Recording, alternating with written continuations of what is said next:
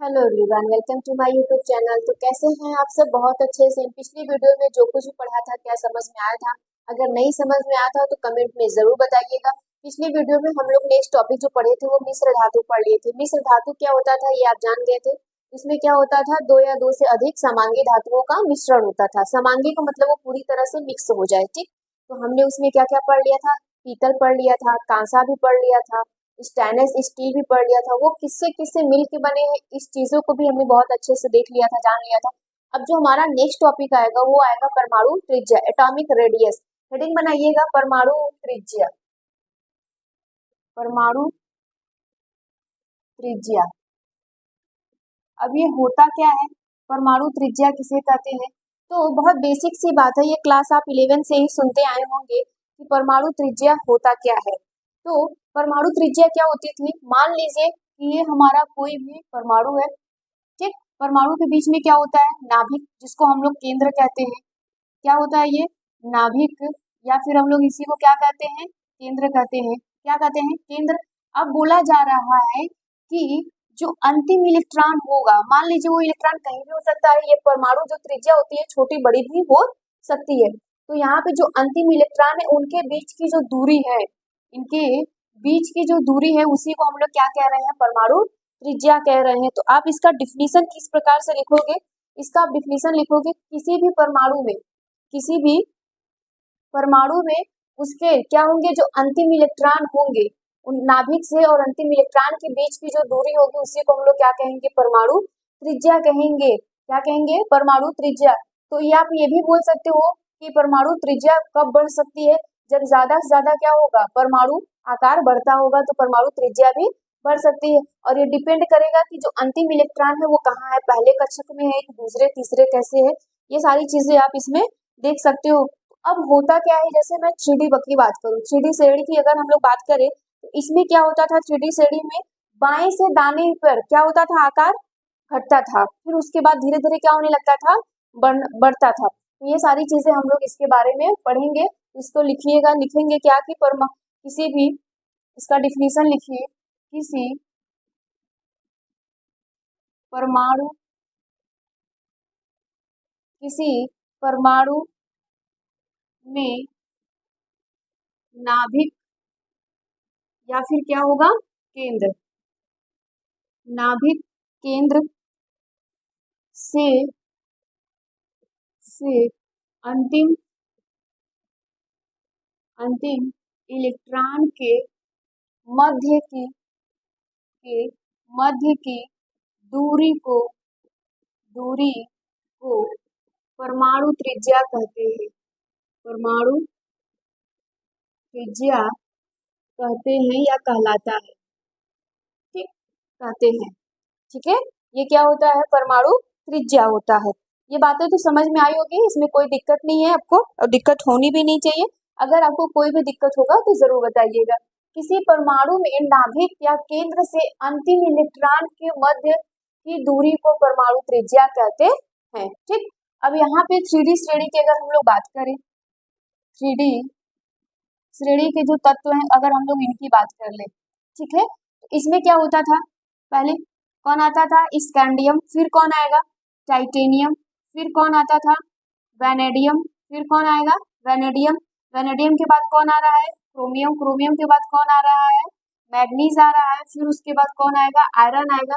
Iron के बाद क्या आएगा? ये सब तत्वों के नाम याद रख रहिएगा। आयरन के बाद कौन आता है? कोबाल्ट आता है। कोबाल्ट के बाद निकिल, कॉपर, जिंक, ठीक।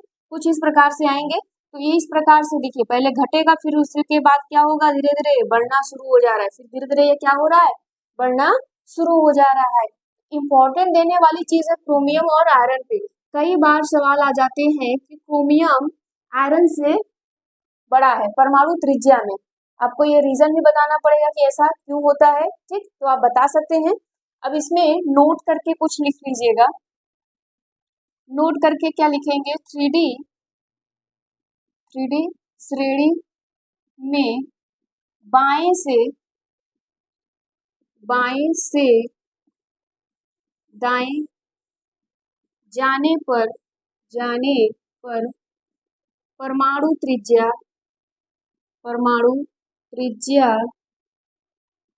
घटता है, घटता है, फिर बढ़ता है, फिर क्या होने लगता है, बढ़ता है। ठीक, ऐसा क्यों होता है, क्योंकि इसमें क्या पाया जाता है, इफेक्टिव न्यूक्लियर चार्ज। तो आप यहाँ पे लिख सकते हैं ऐसा क्यों होता है, तो इफेक्टिव न्यूक्लियर चार्ज की वजह से। ठीक है, इफेक्टिव न्यूक्लियर चार्ज की वजह से। ये सब आपको 11th में ही पढ़ाया गया होगा जब आप लोग वहां से आवर्तशाली की बात हो गई होगी। तो अब देखो हम लोग 11th में एस और पी के बारे में पढ़ते हैं, यहाँ पे डी और एस के बारे में पढ़ते हैं। तो वो सब चीजें बेसिक्स ही है और उम्मीद करते हैं कि आप लोगों को आ भी रहा होगा, तो चीजों को नोट करते चलिएगा साथ साथ। अब नेक्स्ट हमारा जो टॉपिक होगा वो होगा आयनन त्रिज्या। नेक्स्ट टॉपिक क्या है, आयनन ऊर्जा, आयनन ऊर्जा। ठीक, अब ये आयनन ऊर्जा क्या होती है, आयनन ऊर्जा बोला जाता है कि किसी भी परमाणु के वाहतम कक्षा से, ठीक, किसी भी परमाणु के वाहतम कक्षा से एक या एक से अधिक इलेक्ट्रॉन निकालने के लिए आवश्यक ऊर्जा को ही हम लोग क्या कहते हैं, आयनन ऊर्जा कहते हैं। क्या कहते हैं, आयनन ऊर्जा। बोला जा रहा है कि कोई भी परमाणु हो, कोई भी परमाणु हो, उसमें हमें क्या निकालना हो, उसके इलेक्ट्रॉन को निकालना हो। एक इलेक्ट्रॉन को या उससे अधिक इलेक्ट्रॉन को निकालना हो तो जितनी ऊर्जा की हमें आवश्यकता होगी वो क्या कहलाएगा, आयनन ऊर्जा कहलाएगा। क्या कहलाएगा, आयनन ऊर्जा कहलाएगा। जैसे मान लीजिए कि ये हमारा एक परमाणु हो गया है, ठीक है, और ये एक नाभिक हो गई है, आप जान रहे हो। तो इलेक्ट्रॉन यहाँ पर भी हो सकता है, कहीं पर भी हो सकता है। जैसे मान लीजिए यहाँ पर इलेक्ट्रॉन है, अब इसको निकालना है बाहर, तो जितनी ऊर्जा की हमें आवश्यकता होगी उसी को हम लोग कहेंगे आयनन ऊर्जा कहेंगे। क्या कहेंगे, आयनन ऊर्जा कहेंगे। अब मान लीजिए जैसे मैं बात करूं कि ये कोई ए नाम का बालक है, ये कोई बी नाम का बालक है, ठीक, ये कहाँ रह रहा है, घर पे रह रहा है, ये कहाँ रह रहा है, हॉस्टल,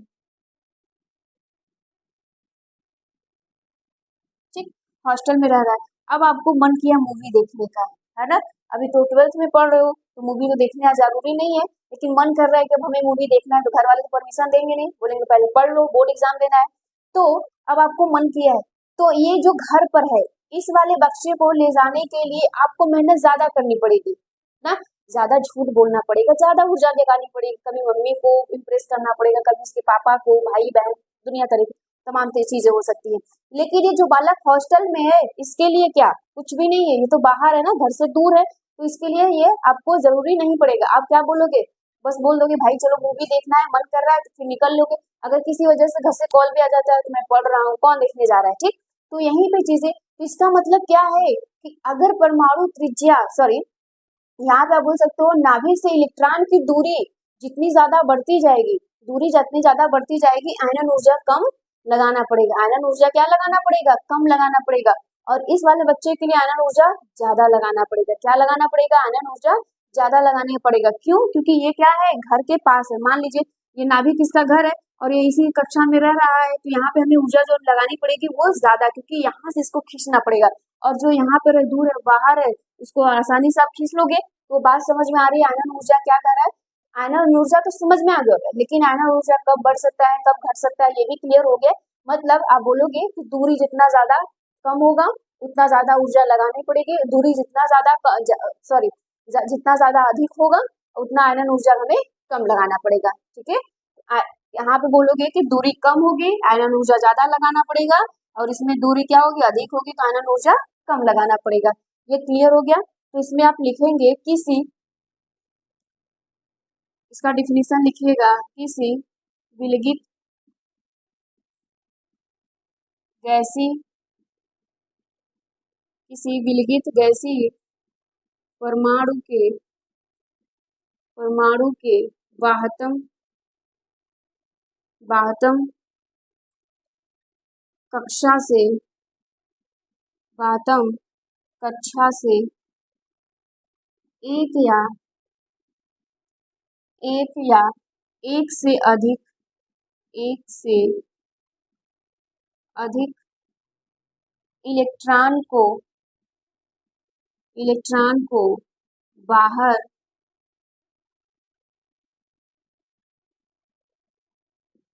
निकालने में आवश्यक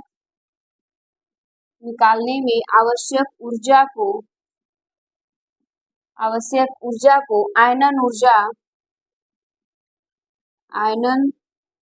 ऊर्जा कहते हैं। क्या कहते हैं? आयनन ऊर्जा कहते हैं या फिर आयनन ऊर्जा कहलाता है। तो आप नोट करके क्या लिखोगे? अब नोट करके ये लिखिएगा कि इसमें डी ब्लॉक के जो तत्वों का आयनन ऊर्जा होता है परमाणु त्रिज्या के साथ साथ अनियमित रूप से परिवर्तित होता रहता है। तो आप नोट करके लिखिएगा। आप इसमें नोट करके क्या लिखेंगे? यहाँ पर लिख देते हैं। आप नोट करके लिखिएगा इसमें डी ब्लॉक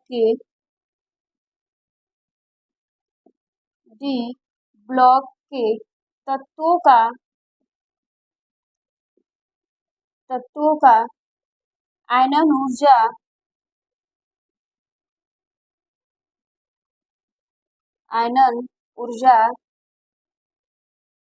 परमाणु त्रिज्या के साथ साथ अनियमित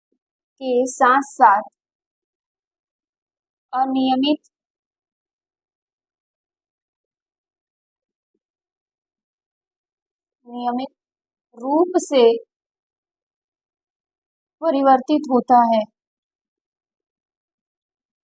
परिवर्तित होता है।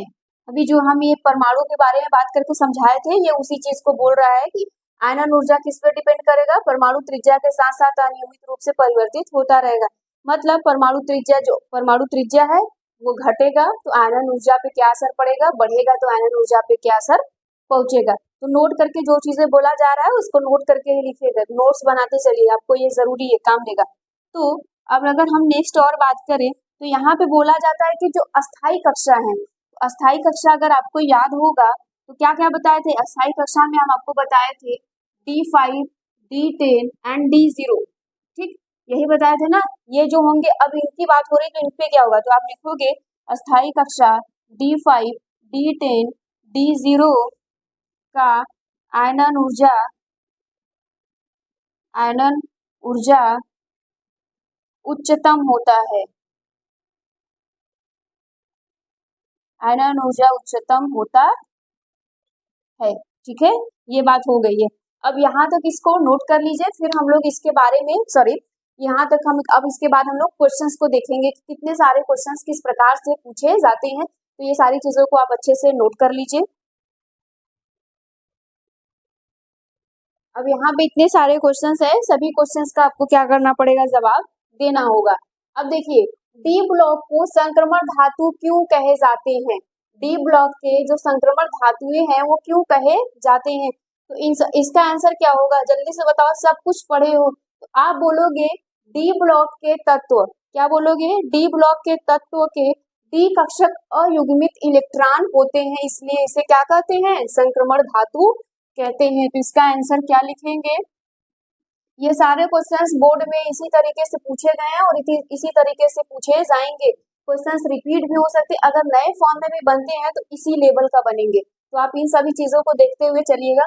तो यहाँ पे बोला जा रहा है तो आप लिखोगे आंसर में क्या? डी ब्लॉक के तत्वों में डी कक्षक में अयुग्मित इलेक्ट्रॉन होने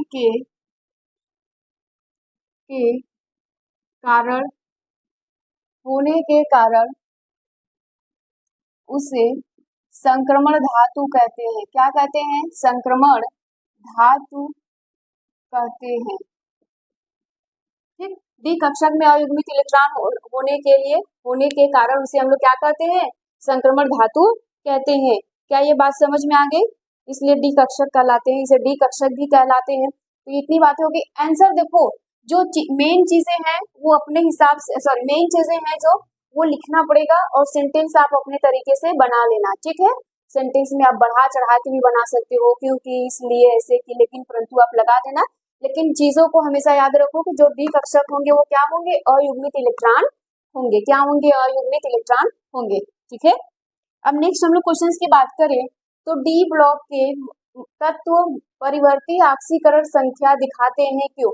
ये बताए थे जो डी ब्लॉक के तत्व होते हैं वो परिवर्ती ऑक्सीकरण संख्या दर्शाते थे, बिल्कुल आप देखे भी थे। जैसे मैं 3D के तत्वों की बात कर लूं तो शुरू का स्कैंडियम और लास्ट का कौन होता था, जिंक।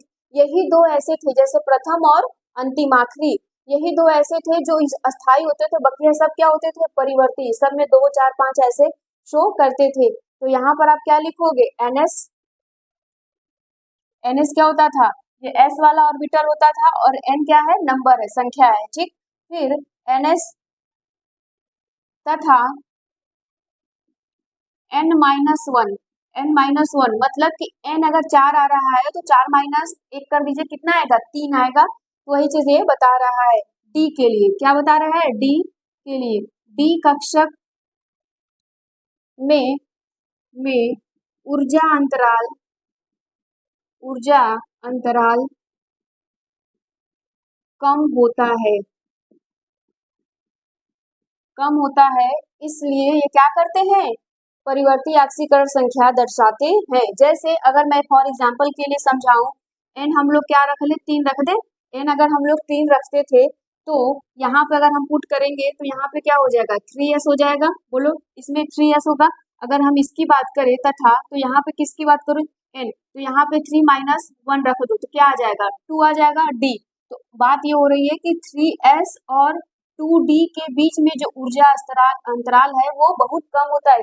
इसलिए हम आपको समझाए थे कि अगर इस प्रकार से आपका बनता है, जैसे मान लीजिए ये S वाला बन गया और ये D वाला, तो ये बहुत पास होते हैं, तो इसका इलेक्ट्रॉन इसमें, इसका इलेक्ट्रॉन इसमें भी आ जा सकता है। इसलिए ये क्या करते हैं, परिवर्ती ऑक्सीकरण संख्या प्रदर्शित करते हैं। ठीक है, उम्मीद है कि ये समझ में आया होगा। अब नेक्स्ट क्वेश्चन ये है कि संक्रमण धातु आयन रंगीन क्यों होते हैं।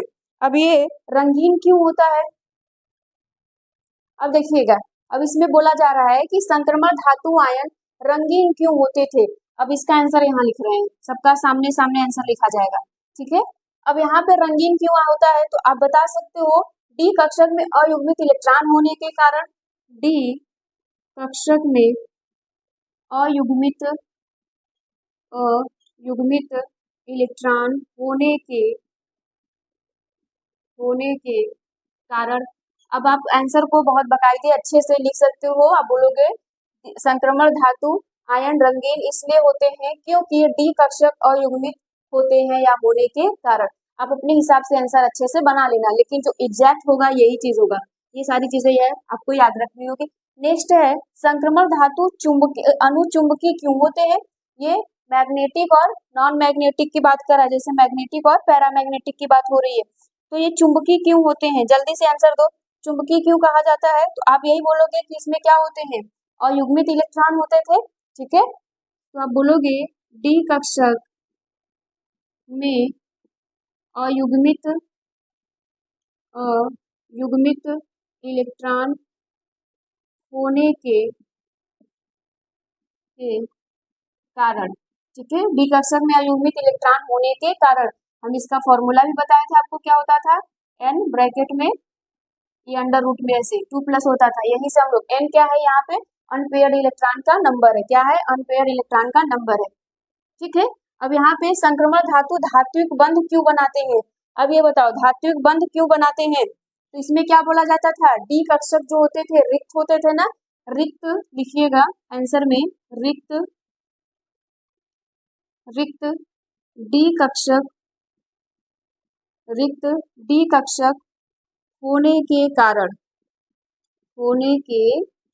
कारण। ठीक, आंसर को आप अपने हिसाब से अच्छे से लिख सकिएगा, लेकिन एग्जैक्ट आंसर यही सब होता है। फिर डी ब्लॉक के तत्व उत्प्रेरक की तरह क्यों कार्य करते हैं। हम लोग उत्प्रेरक भी देखे थे, उत्प्रेरक उसमें क्या क्या होता है। ठीक, तो अब यहाँ पे ऐसा क्यों होता है कि ये उत्प्रेरक की तरह, क्योंकि ये क्या करते हैं, परिवर्ती ऑक्सीकरण संख्या प्रदर्शित करते हैं। क्या करते हैं, तो आप आंसर लिखोगे क्योंकि यह परिवर्ती ऑक्सीकरण संख्या या अवस्था प्रदर्शित या दर्शाते हैं, जो भी प्रदर्शित करते हैं। ठीक है, फिर नेक्स्ट क्वेश्चन आपके पास आंसर है इसका यहाँ पे। ठीक, नेक्स्ट आंसर क्या है, डी ब्लॉक के तत्व कठोर क्यों होते हैं? तो कठोर क्यों होते हैं? धात्विक बंध बनाते हैं। तो आप क्या लिखेंगे आंसर? धात्विक बंध बनाते हैं। ठीक, क्योंकि ये धात्विक बंध बनाते हैं। अब इसका आंसर क्या आएगा? डी ब्लॉक के धातु का, डी ब्लॉक के तत्वों की, है ना, धातु का गलनांक अधिक क्यों होता है? तो अधिक क्यों होता था इसका गलनांक? जल्दी से बताइए। धात्विक बंध बनाते हैं इसलिए। तो आप इसका भी आंसर यही लिखेंगे, धात्विक बंध होने के कारण, धात्विक बंध होने के कारण। ठीक है, ये सारे इसके आंसर है। अब आंसर यही है, आप अपने हिसाब से कॉपी में सुंदर से तरीके से लिख लीजिएगा, सेंटेंस बना के अच्छे से। इसको नोट कर लीजिए यहाँ तक। चलिए नेक्स्ट क्वेश्चन देखिए। नेक्स्ट क्वेश्चन है आपके पास, ऐसे संक्रमण तत्व का नाम बताइए जो परिवर्तनीय ऑक्सीकरण संख्या नहीं पाई जाती है। तो अगर हम लोग बात करें यहाँ पे 3D की, 3D श्रेणी की बात करें, ये आंसर है, आप लोग लिखिएगा। 3D श्रेणी की हम लोग बात करें तो कौन होता था? स्कैंडियम और जिंक होता था। लास्ट के, शुरू का और आखिरी का, यही होता था जो परिवर्ती ऑक्सीकरण संख्या इनमें नहीं पाई जाती थी। ठीक है, इसका भी 2 होता था, इसका भी 2 होता था। अगर हम 4D की बात करें, 4D श्रेणी की अगर हम लोग बात करें तो 4D श्रेणी में कौन होता था? यैट्रियम होता था पहले, और यहाँ पे कैंडियम होता था। ये दोनों ऐसे थे जो क्या करते थे? परिवर्ती ऑक्सीकरण संख्या नहीं प्रदर्शित करते थे। तो इनका आंसर यही होगा, इन दोनों को याद रखिएगा। ठीक है, पहले वाले में स्कैंडियम और जिंक, और चौथे वाले में, मतलब 4D श्रेणी की बात की जाए तो यैट्रियम, वाई और CD स्कैंडियम। ठीक, अब ये क्वेश्चन बहुत अच्छा है। ठीक है, इस क्वेश्चन का लेवल अच्छा है। देखो इसमें कई सारे क्वेश्चंस को सॉल्व किया जाएगा। बोला जा रहा है कि CrSO4 तथा FeSO4 में कौन प्रबलतम अपचायक है। अब सवाल यही होता है कि ये अपचायक क्या होता है। ठीक है, अब ये अपचायक होता क्या है? तो अगर आपको याद होगा, ये सब 11th में पढ़ाया गया है, अपचायक क्या होता है। तो अपचायक क्या होता था? ऑक्सीकरण संख्या में वृद्धि। ठीक है, यहाँ पर लिखेंगे क्या? ऑक्सीकरण, ऑक्सीकरण संख्या में वृद्धि होना। ठीक है, वृद्धि होना, उसी को हम लोग क्या कहते थे? अपचायक किस कहते थे? अब ऑक्सीकरण किसे कहेंगे? अब ऑक्सीकरण किसे कहेंगे? तो ऑक्सीकरण हम लोग किसे कहते हैं? ऑक्सीकरण संख्या में कमी, ऑक्सीकरण संख्या में कमी होना। ठीक, ये चीज है। अब हमें बताना है इन दोनों कंपाउंड में से कि कौन प्रबलतम अपचायक है। अगर मैं बात करूं पहले वाली CrSO4 की बात करें तो क्या ये टूटेगा? बिल्कुल टूटेगा। तो ये क्या हो जाएगा? Cr2+ में टूटेगा, और ये क्या हो जाएगा? सल्फेट 2- में टूट जाएगा। ठीक है, ये इस प्रकार से टूटेगा, और कुछ इसी प्रकार से आपका FeSO4 भी टूटेगा। ठीक है, यहाँ पे Fe2+ में, Fe2+ और यहाँ पे H2SO4 2- में, इस प्रकार से टूटेगा। हम आपको बताए थे कि इलेक्ट्रॉनिक विन्यास करना होगा तो आपको पहले कंपाउंड को क्या करना पड़ेगा? तोड़ना पड़ेगा। ठीक, अब आपको यहाँ से क्या करना है? सभी के इलेक्ट्रॉनिक विन्यास करने हैं। क्या करने हैं? इलेक्ट्रॉनिक विन्यास करने हैं। तो अगर हम लोग Cr क्या देखें तो ये कितना होता है? क्रोमियम 24 होता है। ठीक, परमाणु क्रमांक 24 होता है, ये एक्सेप्शन भी है। तो Ar आर्गन 18 हो जाएगा, 4s2 होना चाहिए हम लोगों के अकॉर्डिंग, पर ये एक्सेप्शन है तो यहाँ पे होना चाहिए था 3d4। ठीक, ये हम लोगों के अकॉर्डिंग, लेकिन ये होता नहीं है, तो ये क्या होगा? यहाँ पे 1 होगा, और यहाँ पे क्या हो जाएगा? 5 हो जाएगा। क्यों? क्योंकि ये एक्सेप्शन है। अगर हम लोग बात कर रहे हैं किसकी? Cr2+ की, जब हम लोग 2+ करेंगे तो यहाँ पर क्या आ जाएगा? Ar आ जाएगा, एक इलेक्ट्रॉन यहाँ से निकल जाएगा तो ये 0 हो जाएगा, क्योंकि 2 इलेक्ट्रॉन निकालने हैं तो एक इलेक्ट्रॉन यहाँ से निकालेंगे। 3d5 की जगह पे क्या हो जाएगा? 4 हो जाएगा। बात सही है? यहाँ तक तो हमें चीजें समझ में आ रही है कि अच्छा ये आया तो हम लोग इसका इलेक्ट्रॉनिक विन्यास यहाँ तक करें। तो अगर हम लोग इसकी भी बात करें तो आयरन की बात की जाएगी तो आयरन कितना होता है, 26 होता है। इसका इलेक्ट्रॉनिक विन्यास करेंगे तो Ar आएगा 4s2 आ जाएगा, 3d6 आ जाएगा। क्या आ जाएगा, 3d6 आ जाएगा, 26। अरे भाई ये 18 और ये 2 20 हो गए इलेक्ट्रॉन यहाँ से, और ये 26 हो गया। अब हमें करना क्या है, Fe2+ का, Fe2+ का करना है। तो यहाँ पर करेंगे Ar और 4s से 2 इलेक्ट्रॉन निकल जाएगा, ये 0 हो जाएगा, और यहाँ पे क्या आ जाएगा, 3d6 आ जाएगा। क्या आ जाएगा, 3d6। अब इसने पूछा क्या है, प्रबलतम अपचायक कौन है। प्रबलतम की बात हुई, अपचायक का क्या मतलब है, ऑक्सीकरण संख्या में वृद्धि कर दो, यही सब होता है ना। ये सब ऑक्सीकरण संख्या दिखाई गई, इसमें एक वृद्धि कर दीजिए। चलिए एक वृद्धि कर देते हैं, तो Cr3+ कर देते हैं। Cr3+ करेंगे तब इसका ऑक्सीकरण देखिए, Ar हो जाएगा, यहाँ से एक इलेक्ट्रॉन निकलेगा, 2 इलेक्ट्रॉन यहाँ से, तभी तो 3 इलेक्ट्रॉन होंगे इसका। तो यहाँ पे 4s 0 हो जाएगा, और 2 इलेक्ट्रॉन यहाँ से निकाल दीजिए, तो कितना हो जाएगा, 2 इलेक्ट्रॉन, 5 में से 2 निकालेंगे तो कितना आएगा, 3 आ जाएगा। 3d3 हो गया। क्या हो गया, 3d3 हो गया। अब यहाँ पे इसकी हम लोग बात करें, Fe3 कर दीजिए, इस पे भी ऑक्सीकरण संख्या में वृद्धि कर दीजिए। तो यहाँ पर क्या आएगा, Ar 4s 0 हो जाएगा। अब क्या होगा, 2 इलेक्ट्रॉन यहाँ से निकल गए, और क्या होगा, एक इलेक्ट्रॉन यहाँ से निकलेगा, तो यहाँ पे क्या आ जाएगा, 3d5 आ जाएगा, 3d5 आ जाएगा। अब यहाँ से प्रबलतम अपचायक की बात हो रही है, क्या हो रही है, अपचायक की बात हो रही है। अब अगर हम लोग ध्यान से देखें तो हम लोग ये जानते थे कि अगर मान लीजिए D5, D10 एंड D0 आते हैं, ये तीनों आते हैं, तो क्या करते थे, अस्थाई करते थे। क्या करते थे हम लोग, अस्थाई। तो ये भी अस्थाई होगा, ठीक है, ये भी अस्थाई होगा।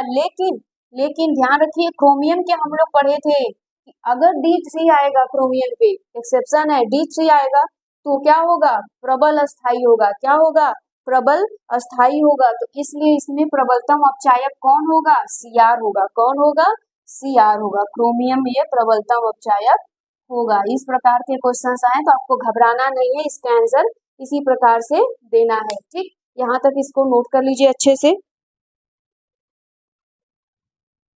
अब इस क्वेश्चन का आंसर देखिए, कॉपी पेन लेकर बैठा करिए ताकि क्वेश्चंस को आप सॉल्व कर सके। तो Cu+ और Cu2+ में कौन सा आयन जलीय विलयन में अस्थाई है, ठीक, कौन सा आयन क्या होगा यहाँ पे, जलीय विलयन में अस्थाई है, तो इसकी बात कर रहा है। तो आपको याद होगा, तो हम आपको बताए थे कि जलीय विलयन में अस्थाई कौन कौन नहीं होते हैं। पहले हम लोग इसको सॉल्व करते हैं। Cu+ की बात हो रही है, अब तुम जानते हो, चलो पहले Cu करते हैं। Cu की बात करें तो ये 29 होता है, ये भी एक्सेप्शन था, तो यहाँ पे क्या आ जाएगा, Ar आएगा, 18 आएगा, ठीक। और हम लोगों के अकॉर्डिंग यहाँ पे 2 होना चाहिए, और यहाँ पे 3d9 होना चाहिए, जबकि होता नहीं है। यहाँ पर 1 हो जाता है और यहाँ पे 10 हो जाता है, क्यों, क्योंकि ये एक्सेप्शन है। अब अगर हम बात करें यहाँ पे Cu+ की बात करें, Cu+ का अगर हम लोग क्या करें, इलेक्ट्रॉनिक विन्यास, तो Ar होगा, ठीक।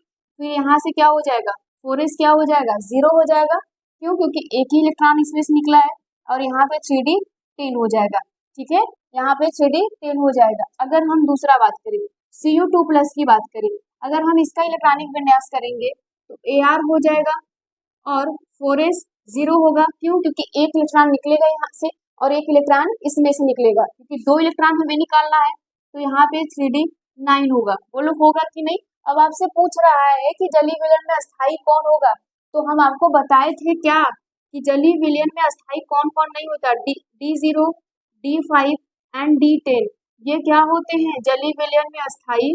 लिखिएगा, जलीय विलयन में अस्थाई नहीं होते, अस्थाई नहीं होते हैं, ये आपको हम बताए थे, नहीं होते हैं, ये आपको सिखाए थे।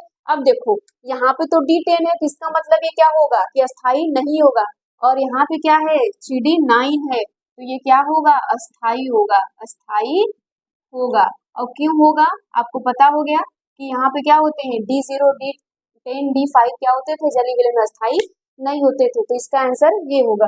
नेक्स्ट है, कोई धातु अपनी उच्चतम ऑक्सीकरण अवस्था केवल ऑक्साइड या फ्लोराइड में ही क्यों प्रदर्शित करता है, क्यों ऐसा करता है, तो आप लिखोगे ऑक्साइड का मतलब यहाँ पे आंसर में लिखिएगा, ऑक्सीजन हो रही है तथा फ्लोरीन की बात की जा रही है, किसकी बात की जा रही है, फ्लोरीन, तो लिखेंगे ऑक्सीजन तथा फ्लोरीन का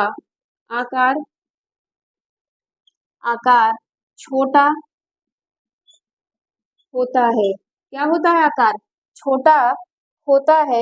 फिर तथा तथा उच्च उच्च विद्युत ऋणात्मकता विद्युत ऋणात्मकता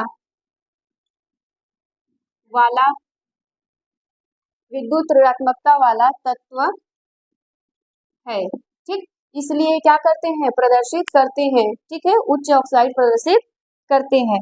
यहाँ तक हो गया। अब आपका डी ब्लॉक के तत्व खत्म हो गए, उससे रिलेटेड सारे क्वेश्चंस भी आप देख लिए हैं। अब हम लोग यहाँ पे पढ़ेंगे कि जो डी ब्लॉक है उनके मुख्य यौगिक क्या क्या है। डी ब्लॉक के जो मुख्य यौगिक है वो दो हैं। पहला कौन है? KMnO4 है। क्या है? KMnO4 है, पोटेशियम परमैंगनेट की बात हो रही है। दूसरा क्या है? K2Cr2O7। ठीक है, पोटेशियम डाइक्रोमेट की बात हो रही है। दो ऐसे तत्व हैं, इन्हीं दोनों के बारे में हमें बस पढ़ना है अच्छे से, जो हमारे बोर्ड के लिए इंपॉर्टेंट होता है। पूरा इससे PhD नहीं करना है।